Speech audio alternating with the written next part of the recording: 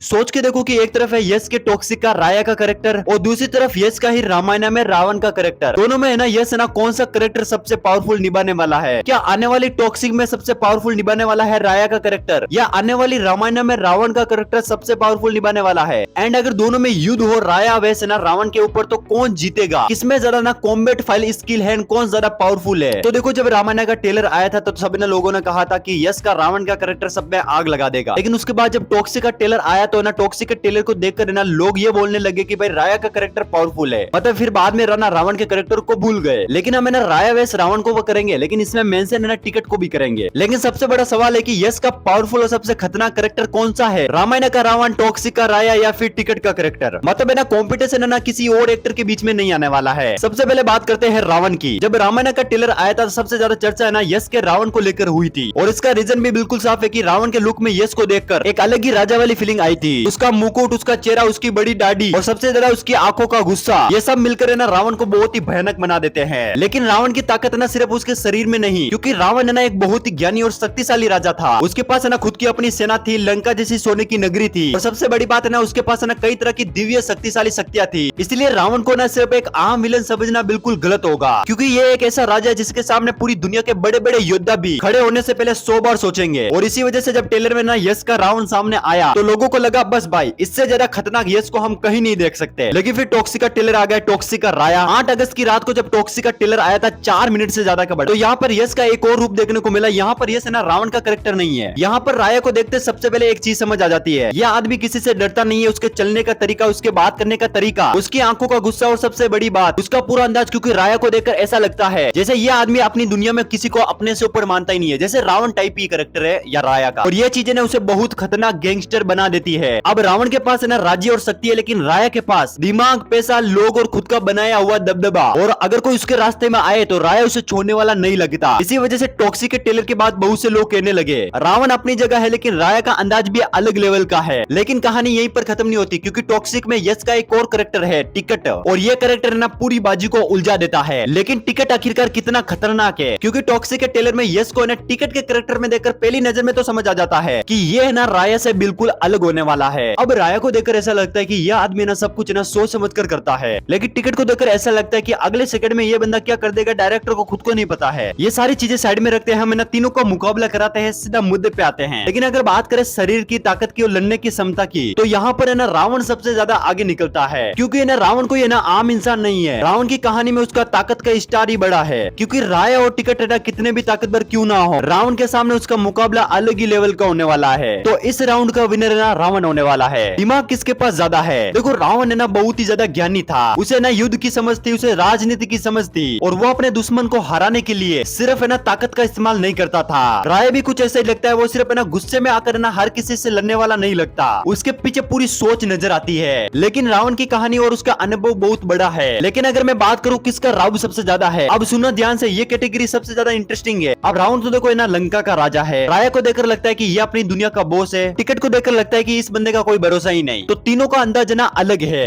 रावण है ना राजा वाला राउब, राया है ना डॉन वाला राउब, और टिकट है ना खतरनाक और पागलपन वाला अंदाज। अब बात है असली सवाल पर, सबसे खतरनाक कौन? तो यहाँ पर मेरा जवाब होगा राया, क्योंकि राया को देखकर लगता है कि यह आदमी ना किसी भी हद तक जा सकता है, सब कुछ कर दिखाया है ट्रेलर के अंदर। लेकिन अगर कहीं पे पूछा जाए कि सबसे ज्यादा शक्तिशाली कौन है, तो जवाब यहाँ पे बदल जाएगा, रावण का आएगा। क्योंकि रावण के पास है ना सिर्फ ताकत नहीं, वरदान, ज्ञान, राज्य, सेना और दिव्य शक्तियां भी है। और पूछा जाए सबसे ज्यादा हैरान कौन कर सकता है, तो यहाँ पर टिकट आएगा, क्योंकि ये कैरेक्टर के बारे में ना अभी बहुत कुछ सामने ना बाकी है। लेकिन अगर मेरा तीनों की रैंकिंग करनी पड़े, फाइनल प्रेडिक्शन करनी पड़े, नंबर 3 पे टिकट का कैरेक्टर आएगा, नंबर 2 पे राया का कैरेक्टर आएगा, और नंबर 1 पर रावण का कैरेक्टर आएगा। अब भले टिकट का कैरेक्टर कितना भी ज्यादा पावरफुल क्यों ना हो, लास्ट में जाकर तो वो हारेगा ही हारेगा। लेकिन अगर मैं आपको कॉम्प्रोमाइज की बात करूं कि रावण के पास शक्तियां है, अगर वो बिना शक्तियां के लड़े तो कॉम्प्रोमाइज बराबर का हो सकता है। लेकिन अगर उसे कोई वरदान भी ना मिला हो, कुछ भी नहीं कर मिला हो, वो नॉर्मल की तरह ही फाइट करेगा, तो वो टिक भी नहीं पाएगा। ओवरऑल है ना सबसे ज्यादा इसमें से पावरफुल है ना रावण का कैरेक्टर ही है। रावण का कैरेक्टर ही सबसे ज्यादा पावरफुल होगा, और कौन कर सकता है भाई। बाकी भाई ये सोच के अच्छा लग रहा है कि यस ने एक टाइम पे हमें 3 कैरेक्टर दिए, जो कि भाई बहुत ही फेबुलस लग रहे हैं। वैसे वीडियो अगर आपको अच्छा लगा तो थोड़ा सा भी अच्छा लगा तो लाइक कर देना, एंड ऐसे ही कंटेंट देखने के लिए